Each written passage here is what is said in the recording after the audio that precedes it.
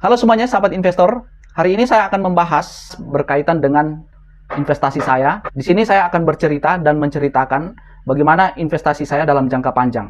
Perjalanan saya mendapatkan 100 juta pertama. Terus terang saja, ya, saya belum mencapai itu karena beberapa kendala seperti gaji pokok yang masih di bawah UMR. Ya. Tetapi kalau ditambah dengan tunjangan, ya penghasilan saya per bulan sudah di atas UMR. Tetapi masih jauh dengan pendapatan orang-orang. Bisa dikatakan satu bulan itu masih 1 digit. Ini yang menarik ya. Saya akan berusaha bersama teman-teman yang subscribe maupun teman-teman yang menonton channel ini yang belum mencapai 100 juta pertama dengan gaji di bawah UMR. Mungkin akan jadi pertanyaan, bagaimana saya bisa memberikan contoh, tetapi saya sendiri belum mencapai 100 juta pertama itu. Nah, sebelum melanjutkan video ini, ya mohon bantuan subscribe-nya ya agar teman-teman bisa mengikuti part 2 dan seterusnya. Ya, perjalanan saya ingin mencapai 100 juta pertama, tidak hanya sampai di situ, tetapi sampai 1M dan seterusnya. Nah, target pertama kita di sini ya diawali dengan 100 juta pertama. Nanti setelah itu kita lanjutkan dengan 1M. Nah, disclaimer saja ya, ini bukan seruan untuk mengajak atau rekomendasi, tetapi hanya sebuah cerita, hanya sebuah informasi di mana saya berbagi perjalanan saya untuk meraih kesuksesan sebelum pensiun. Nah, tentunya setiap orang itu pasti punya caranya sendiri-sendiri dengan kondisi yang berbeda-beda. Apa yang akan teman-teman pelajari dari sini ya, yaitu yang pertama berkaitan dengan kesabaran. Karena yang namanya investasi itu, orang itu harus sabar ya. Kalau tidak sabar, ya belum matang, belum pada waktunya, dia sudah mengambil hasil dari investasinya.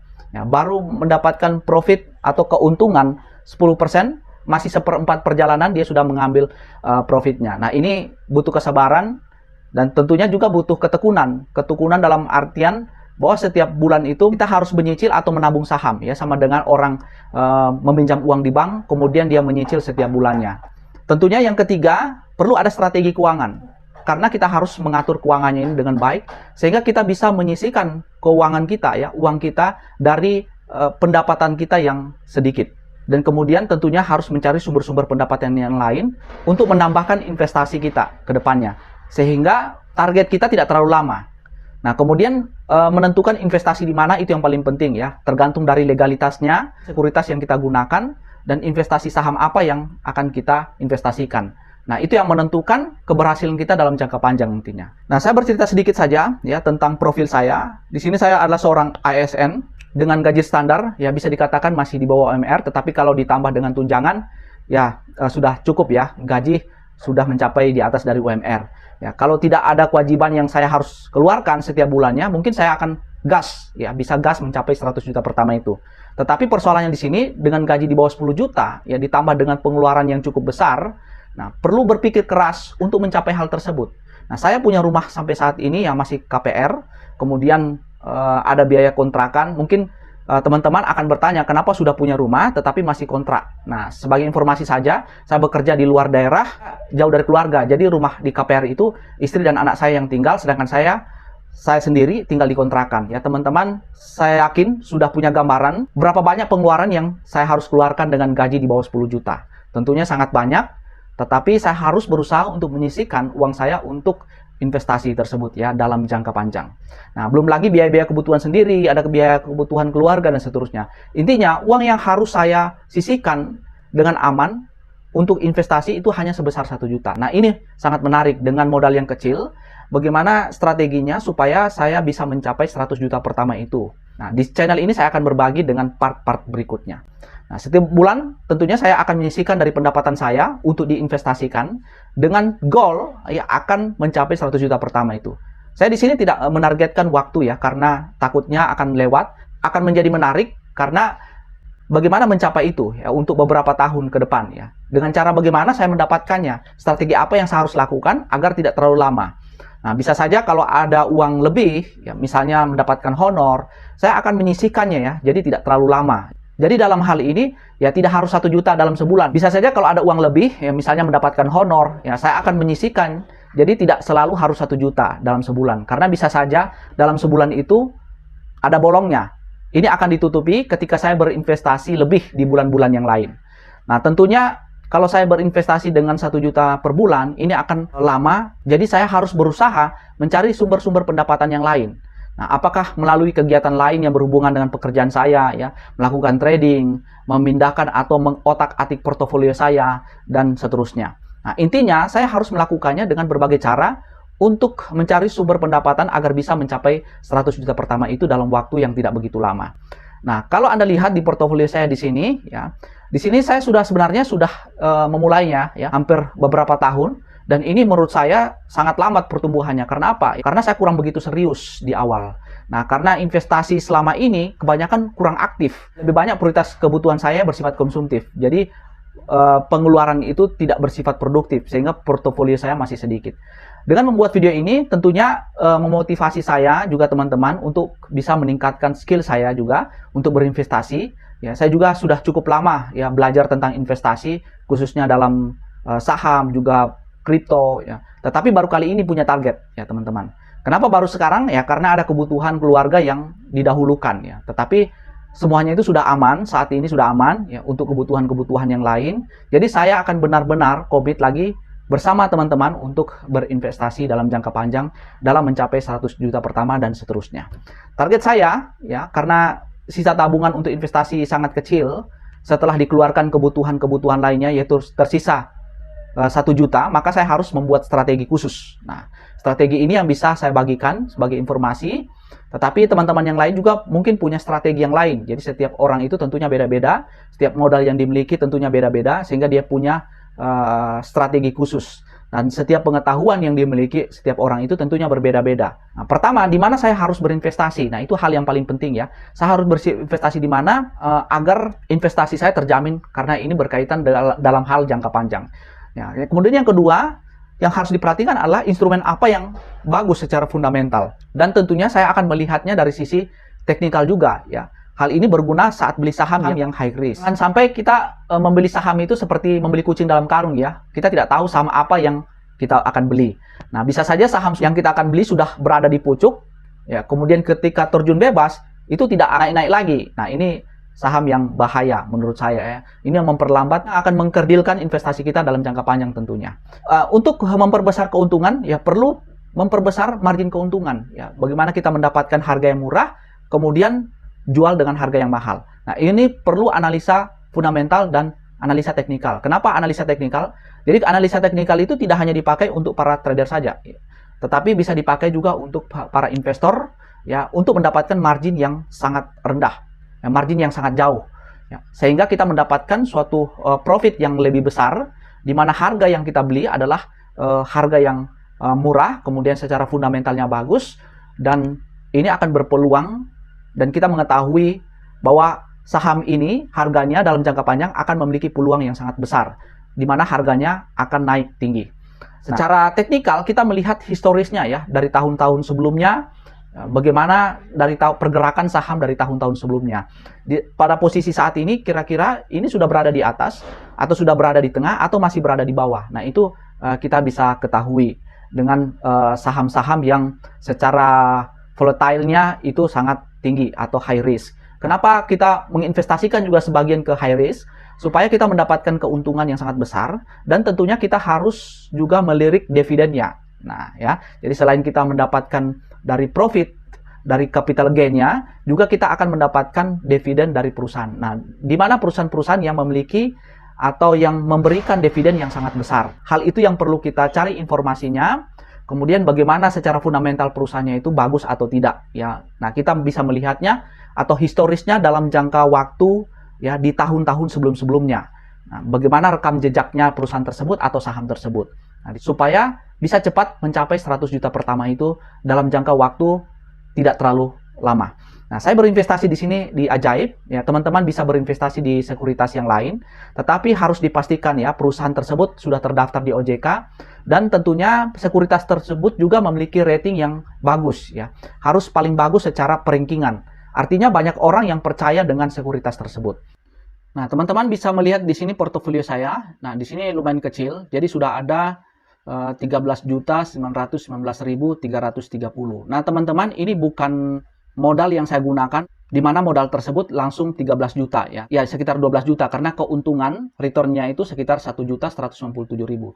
Jadi bukan 12 juta plek langsung saya investasikan, tetapi ini sebenarnya investasi yang sudah dalam jangka panjang dengan modal yang sangat kecil ya. Biasanya hanya satu lot ya, ada uang 500.000. Nah, kemudian biasa kurang dari 500.000, kemudian saya investasikan. Ini sangat panjang, kemudian terkadang bolongnya cukup lama, ya bisa sampai 6 bulan, ya pernah sampai 6 bulan, pernah sampai setahun. Jadi makanya portofolio saya masih kecil, tetapi anggaplah ya saya sudah memulai dari awal. Nah, ini saya akan lebih serius lagi dan saya akan memulainya dari start dari 13 juta ini. Ini saya sudah mulainya dari kurang dari 1 juta ya, teman-teman. Berapa lama kira-kira saya akan mencapainya itu? Ya, 100 juta pertama. Nah, nanti teman-teman bisa lihat, ikuti terus channel ini ya, part-part selanjutnya dengan investasi, kemudian strategi apa yang saya harus lakukan. Nah, sebenarnya saya ada dari portofolio, teman-teman bisa melihat. Jadi sebenarnya ada 2 investasi yang saya investasikan. Jadi ada di saham dengan reksadana. Di saham itu returnnya sudah 9% ya. Sempat turun dari 10% ke 9% dan keuntungan sekarang itu sekitar 771.000. Kemudian ada saham ya, saham reksadana saham. Saya investasikan itu sekitar 4 juta, kurang dari 4 juta, dan return yang saya peroleh sampai saat ini dengan dengan keuntungan 10% yaitu sebesar 426.000. Nah, kalau teman-teman lihat di sini ada tulisan unit dalam proses tarik. Nah, sebenarnya saya sudah tidak mau menginvestasikan lagi di reksadana karena saya pikir kalau saya menginvestasikan di reksadana cukup panjang waktunya. Jadi strategi saya akan pindahkan investasi ya dari reksadana saham ke saham. Karena dulu kenapa saya harus menginvestasikan di reksadana? Karena saya melihat ya dari sisi profil risiko saya belum terlalu tinggi, dan saat ini saya sudah benar-benar yakin ya, melalui pengalaman beberapa tahun dengan banyak belajar juga, sehingga profil risiko saya sudah sangat tinggi, high risk ya. Jadi ini menjadi modal saya untuk berinvestasi di saham dan investasi di kripto nantinya. Nah, untuk mencapai itu sebenarnya bukan hanya di saham ya strateginya, teman-teman. Bukan hanya di saham. Kebetulan saya juga tahu kripto dan sudah lama berkecimpung di kripto. Jadi untuk mencapai 100 juta pertama dalam jangka waktu tidak terlalu panjang, maka dengan modal yang kecil, maka saya perlu mengotak-atik portofolio saya dan kemudian mencari peluang-peluang investasi yang memberikan keuntungan yang begitu besar. Nah, nanti dari saham reksadana ini, ya reksadana saham, saya akan investasikan di saham PTBA, di mana saham PTBA ini akan memberikan dividen yang cukup besar menurut saya ya, dibandingkan dengan saham yang lain. Kalau saya melihat dari grafiknya secara keseluruhan, kita lihat. Nah, secara grafiknya teman-teman, ini dari tahun sebelumnya ya. Oke, dari tahun 2015 sempat naik di tahun 2018 yaitu Rp5.000. Kemudian yang tertinggi juga di tahun 2022, saham ini sangat profit. Kemudian dan membagi dividennya sangat besar ya, nanti saya perlihatkan dividennya sangat besar. Dan saat ini sudah berada di harga rata-ratanya itu 2.474.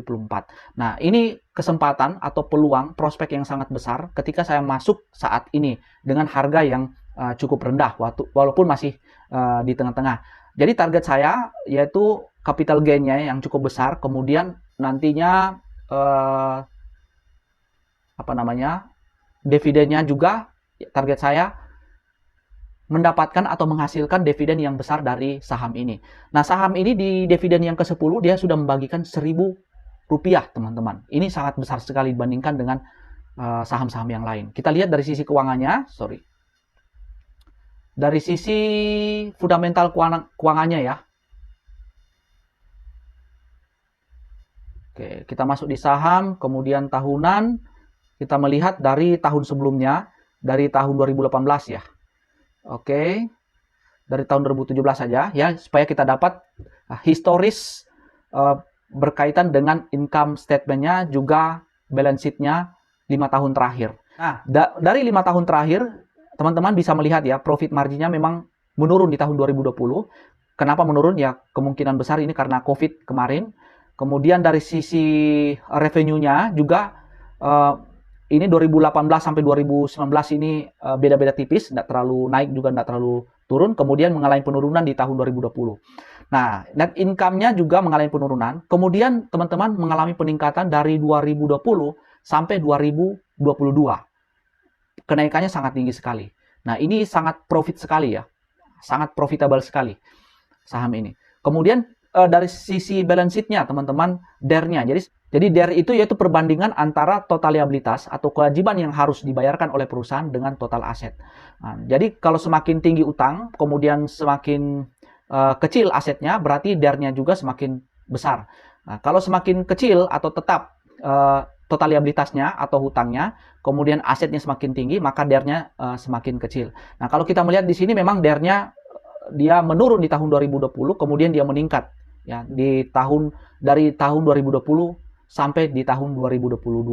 Nah, ini kita tidak bisa melihat dari sisi DER-nya saja, tetapi kita harus menghitung ya perbandingan antara total liabilitas dengan total asetnya. Kalau kemampuan atau total asetnya juga meningkat, menurut saya itu tidak, artinya jangan terlalu khawatir ya. Kemudian dari sisi perbandingan ya persentasi antara aset dan total liabilitasnya, di mana aset itu total asetnya itu lebih tinggi ya. Artinya dari sisi cash flow-nya ya, hartanya itu lebih besar dibandingkan dengan total liabilitasnya. Tetapi kalau misalnya total liabilitasnya mendekati total aset, nah itu perlu hati-hati ya, perlu was-was dengan saham ini. Nah, kalau saya melihat ini sangat bagus ya, di mana 2020 sampai 2022 walaupun dari sisi DER-nya menaik ya, tinggi, naik, tetapi kalau secara perbandingannya kenaikan total liabilitasnya ya, total kewajiban yang harus dia bayarkan itu sebanding dengan total asetnya. Total asetnya juga meningkat. Nah, sehingga perusahaan walaupun punya utang yang sangat besar, tetapi dia masih memiliki kemampuan untuk membayar. Nah, saya lihat juga utangnya tidak terlalu besar ini ya. Kalau kita melihat asetnya itu bisa menutupi dengan hutang yang dimiliki. Oke, itu sekilas PTBA. Kemudian saya investasikan juga di salah satu saham, yaitu saham BBRI. Ya, ini ya. Nah, sekarang saham yang paling aman, orang bilang kalau saham yang paling aman dan saham seumur hidup itu, yaitu saham BBCA, kemudian ada BBRI, BNI, Mandiri. Nah, itu saham-saham yang di bidang perbankan, nilai kapitalisasinya itu sangat besar dibandingkan dengan perusahaan-perusahaan yang lain. Secara fundamental juga sangat baik, fundamental keuangannya juga, tetapi dari sisi dividen ya, dividen tidak terlalu besar dibandingkan dengan PTBA tadi, tetapi dia masih memberikan dividennya. Kalau kita lihat di sini coba ya, kita lihat bersama dividennya yang dibagikan, ini terakhir dividen ke-10 itu Rp84 saja. Kemudian sebelumnya dividen ke-9 Rp231. Nah, paling tinggi itu hanya ratusan saja ya, teman-teman, 174 dan seterusnya. Itu dividen yang dibagikan oleh BBRI. Nah, kenapa PTBA tadi? Itu karena saya juga mengejar dividennya.